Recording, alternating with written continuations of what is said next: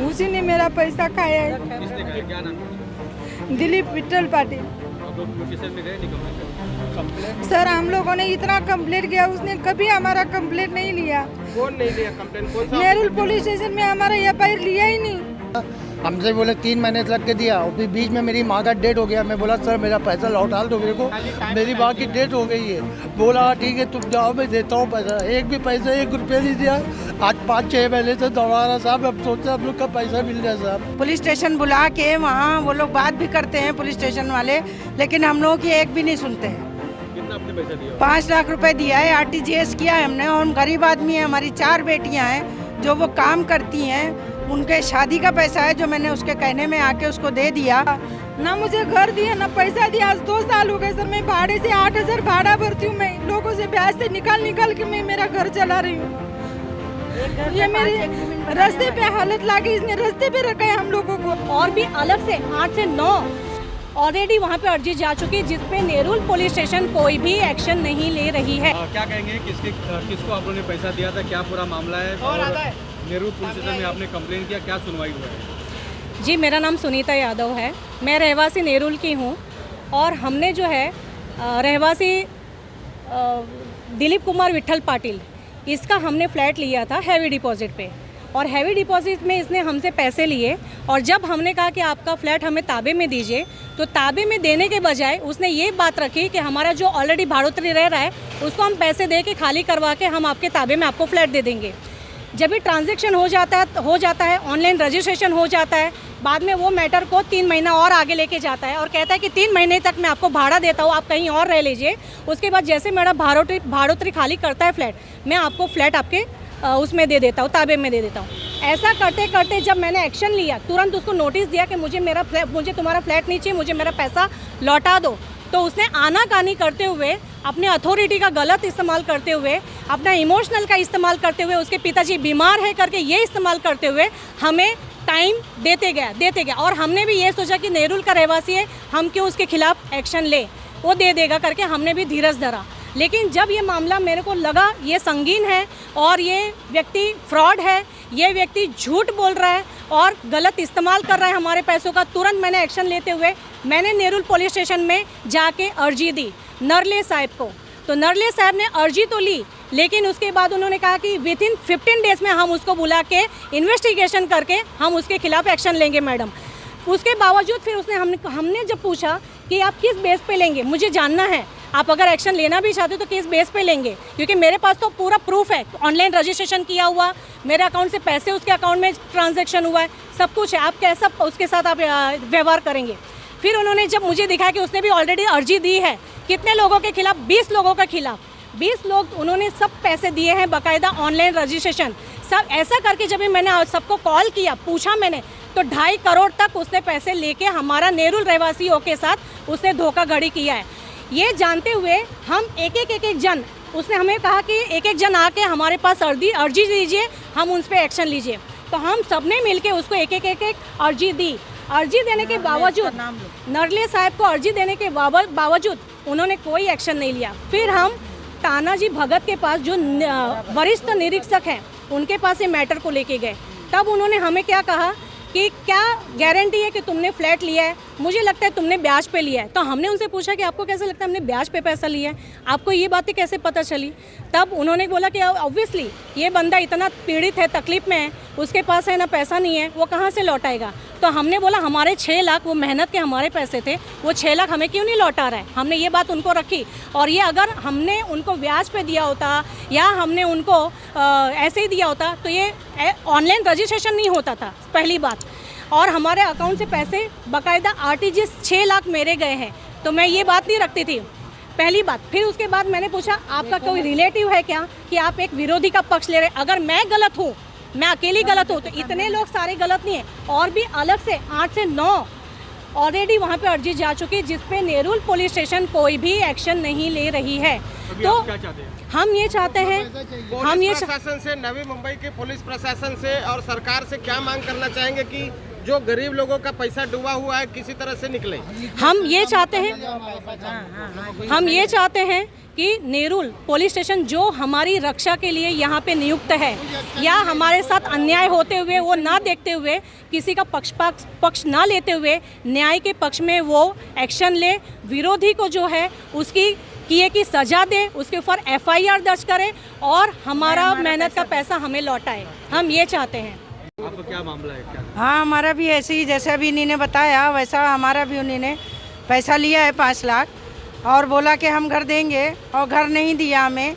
तो बोला घर नहीं दिया तो मुझे 3 महीना उसने ऊपर का 22,000 रुपये महीना करके 3 महीना पैसा दिया। उसके बाद में वो बोला मेरे पिताजी की तबीयत ख़राब है और उसके बाद में फिर उसने एक भी पैसा नहीं दिया। फिर घर पे आके पैर पकड़ के माफ़ी मांगा कि हम दे देंगे तुम लोगों का पैसा। घर पे गए तो उसके दोनों भाइयों ने तो बोले घर पे कोई भी आएगा तो हम लोग निकाल देंगे। हमने अपने भाई को निकाल दिया है, उस पर तुम धोखाधड़ी का केस दर्ज करो या उसको फ्रॉड का केस दर्ज करो, लेकिन बाहर जाके करो, हम लोग उसको नहीं रखें। लेकिन बाद में पता चला कि वो लोग उससे मिले हुए हैं, पुलिस स्टेशन बुला के वहाँ वो लोग बात भी करते हैं पुलिस स्टेशन वाले, लेकिन हम लोगों की एक भी नहीं सुनते हैं। कितना आपने पैसा दिया? 5 लाख रुपए दिया है, RTGS किया है हमने। और हम गरीब आदमी हैं, हमारी 4 बेटियां हैं जो वो काम करती हैं, उनके शादी का पैसा है जो मैंने उसके कहने में आके उसको दे दिया। हम बहुत सॉरी कहते हैं हमने पैसा दे दिया, लेकिन हमें अभी हमारा पैसा चाहिए क्योंकि हमारे पास कोई कमाने वाला नहीं है। हमारी बेटियां दिन भर काम करती हैं। उसने कह के लिया कि मतलब उसकी कितनी बिल्डिंगें हैं और बन रही हैं। पाम ब्रिज पर एक बिल्डिंग बन रही है, बहुत बड़ा बिल्डर है, और अपना ऑफिस में बुला के हम लोगों से बात की और बैंक के ज़रिए RTGS करवाया और बैंक अपने ऑफिस के ही अंदर उसने हम लोगों का पेपर बनाया, जो पक्का पेपर है हमारे पास। हमें बस इतना चाहिए कि हमारा पैसा साथ आसानी के वो हमें दे दे, और ये फ्रॉड कर रहा है और कोई भी पुलिस स्टेशन वाला सुन नहीं रहा है। बताइए क्या मामला? सर, मेरा नाम राधा फुंदे है, मैं रियल एस्टेट का काम करती हूँ। मेरा कोई विटनेस नहीं है, मेरा कोई नहीं है। आपका पैसा किसने खाया? उसी ने मेरा पैसा खाया है। किसने खाया? क्या नाम है उसका? दिलीप विट्ठल पाटिल। आप लोग पुलिस स्टेशन में गए नहीं कंप्लेन करने? सर, हम लोगों ने इतना कंप्लेंट किया, उसने कभी हमारा कंप्लेंट नहीं लिया। कौन नहीं लिया कंप्लेन? कौन सा? नेरुल पुलिस स्टेशन में हमारा FIR लिया ही नहीं। और हम लोगों को उधर जो तानाजी सर है ना, वो बोलते हैं इनको जब भी पैसा मिलता नहीं तभी इधर पुलिस स्टेशन में आती, इनको जब भी ब्याज मिलता है ना तो ये बंद होती है। हम लोगों ने हेवी डिपॉजिट में फ्लैट लेके उसने ब्याज का नाम दिया उसको, और मेरे को घर खाली भी कराया उसने, और घर भी नहीं दिया, खाली करा के भी मेरे को घर नहीं दिया उसने। मेरे से दिलीप पाटिल ने लिया 1.5 लाख रुपए मैंने ऑनलाइन दिया और 1 लाख रुपए कैश दिए मैंने उसको।